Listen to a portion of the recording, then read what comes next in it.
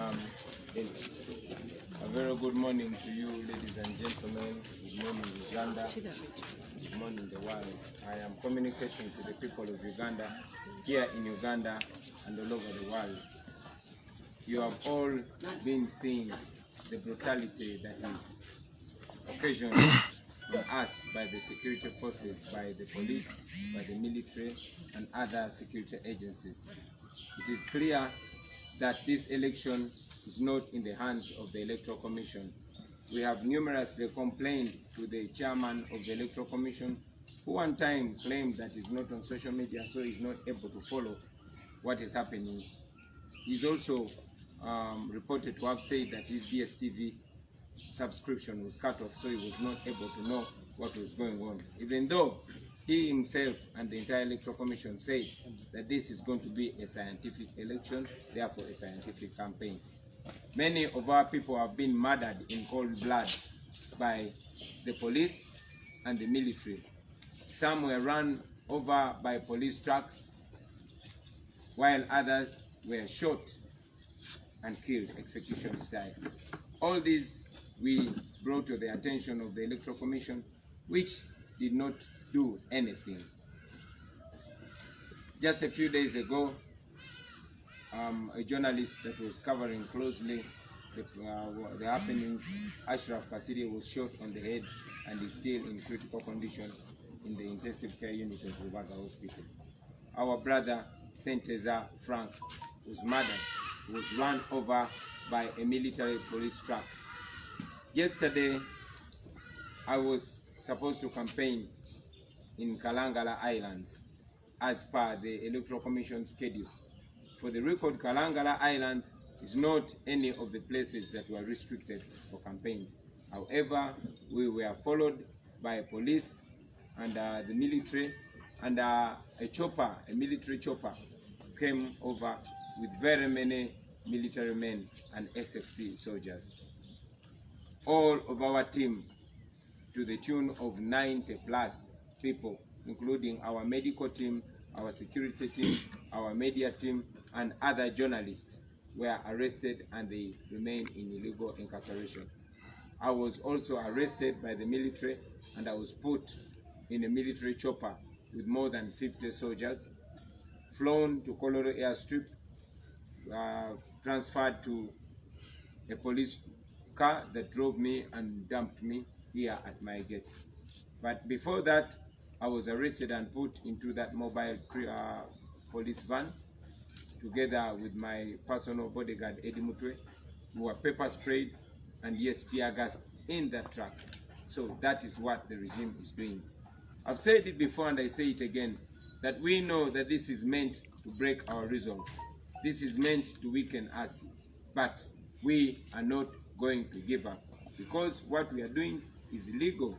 This is a campaign and it is not a criminal. It's not criminal at all. It's not a crime to campaign during the campaign season. I am a presidential candidate and it is my right to campaign, to reach out to the voters. While the Electoral Commission claims that Mukono district and Kampala district and Wakiso districts and Masakan, many other districts, have been restricted for campaigns. All of you have seen General Museveni campaigning. He was campaigning right here in Wakiso. Yesterday, he was in Busabala campaigning. And shameful enough, he is the one giving orders to stop us from campaigning. As per the Electoral Commission program, I and the team were supposed to be campaigning in Bukoma Simbi and in PG today. That is sanctioned by the Electoral Commission. That is the program. And after here, I am heading to Bukoma Simbi and in PG. Yes, many of our team members were arrested, but that will not stop us, because this is not about Chagulanyi and it's not about my campaign team. This is about all the people of Uganda that are yearning for change. So therefore, right from here, I am heading to Bukoma Simbi for the campaign. I send a message to the Uganda Police Force and the Uganda People's Defense Force that you are continuously being used to break the law. You are abusing the rights of the citizens. But as per the human rights law, you will personally, individually, be answerable for the crimes that you commit against the people of Uganda. As for me, I know that my life has been targeted very many times. My life has been targeted. Almost all of my close working team have been hit. First, it was a journalist that was covering closely around me, Moses Boyo, was targeted and shot in the face by a rubber bullet. Then, my personal producer, Dan Magic, was shot and his face split. He lost his teeth. Then was the head of my security team, the regional security team, Afande Kato, who was shot on the eye. Then it was Nubian Lee. And recently, it was Kasirye Ashraf who was shot. However, we are not going to give up. Even when you finally shoot me, this will not stop this irreversible revolution. I thank you, ladies and gentlemen. Abasebo ne banyabo tubebaza olw'okujja n'okutuusanga obubaka bwaffe bwe tulina eri Bannayuganda. Nga bwe muzze mulaba ekyanga tulangirira okwesimbawo wabaddewo ebikolobero bingi ebitukoleddwako okuviira ddala mu kumpamba ku nomination day nga twakamala okwewandiisa n'ebikolobero ebirala ebizze bikolebwa, abantu bakwatibwa, abantu bakubibwa, abantu battibwa. Okwemulugunya kuno twakutwala ewa electric mu kakiiko k'ebyokulonda. Tutegeeza mwami byabakama n'akakiiko kakulembera ti poliisi n'amagye byawamba prosesi y'okulonda. Poliisi n'amagye bitulemesa kugenda okwogera n'abantu ekintu ekimenya amateeka.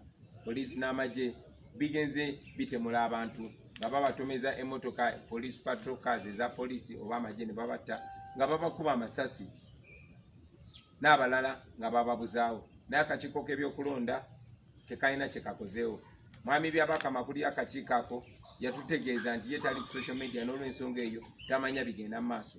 Era twategeezebwa teyali agambye nti ne TV ye DSTV bagisalako n'olw'ensonga eyo tamanya bigenda mu maaso. Newankubadde yagamba nti kuno okulonda kugenda kubeera digital, kugenda kubeera scientific, nga kuli ku TV na ku radio na ku social media. Kyanaku nnyo nti akakiiko k'ebyokulonda kagenze kalaga kyekubiira ne tukamaliramu ddala obwesige era ne Bannayuganda bonna ne bakamalamu obwesige. Mwalabye nti gye buvuddeko akakiiko k'ebyokulonda kalangirira nti kaweze campaign mu districts omuli Kampala, omuli Mukono, omuli Wakiso ne Masaka. Naye mwalabye mwami Museveni ng'agenze Mukono ng'akola campaign. Mwamulabye ng'ali wano ewakiso ng'akola campaign. N'olunaku lw'eggulo lwennyini mwamulabye ng'ali Busaabala ng'akola campaign. Naye ye muntu y'omu yalagira akakiiko k'ebyokulonda kaleme kutuukiriza akola campaign. Ng'ogase ku ttemu erize likolebwa ku bannaffe, muze mukiraba nti baadde balubirira bulamu bwange. Basooka kutagetinga munnamawulire yali akavalinga ebigenda maaso okumpi naffe, Moses Bwayo, ne bamukuba ekyasi kya labba mu maaso. Ne baddako producer wange wa music gwentambula naye mu motoka, Dan Magic, ne bamukuba ne bamwasa mu face ne bamujjamu n'amannya. Ne batagetinga ne yali akulira ebyokwerinda byange Afande Kato wa poliisi munaabwe, ne bamukuba ne bamwasa eriiso. Ne bakomaawo ne batagetinga ne muganda wange gwenyimba naye Nubian ne bamukuba ne bamwasa omutwe. Kati ennaku nga bbiri eziyise mwalabye nti munnamawulire wa Ghetto TV ne Radio 1 Ashraf Kasirye ne bamutagetinze ne bamukuba ne bamubetenta akawanga, obwongo ne bufuluma era ali mu ddwaliro apoocha, tongera omusabira. Bino byonna bikulaga nti baadde batagetinga bulamu bwange kuba buli muntu yenna gwe ntambula mu mmotoka naye bamukubye yenze nsigaddewo. Olunaku lw'eggulo driver wange Mark bamukutte ne bamusiba ne bakwata ne bonna ku ttiimu yaffe abantu abasukka mu 9 ne babasiba era bakyali mu makomera. Yenze gwe bakuleseewo nzekka ne bampamba n'amagye ne banteeka mu nnyonyi y'amagye n'enzijja mu bizinga by'e Kalangala ne ndeeta ku kisaawe Kololo. Olwavudde ku kisaawe Kololo aba poliisi ne military era ne bampamba ne bandeeta ne bansuulawo ku geeti yange. bino byonna babikola mu bumenyi bw'amateeka.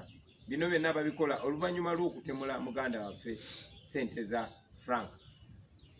Bino byonna akakiiko k'ebyokulonda kefudde akatabiraba. Mwami Byabakama yefudde atabiraba.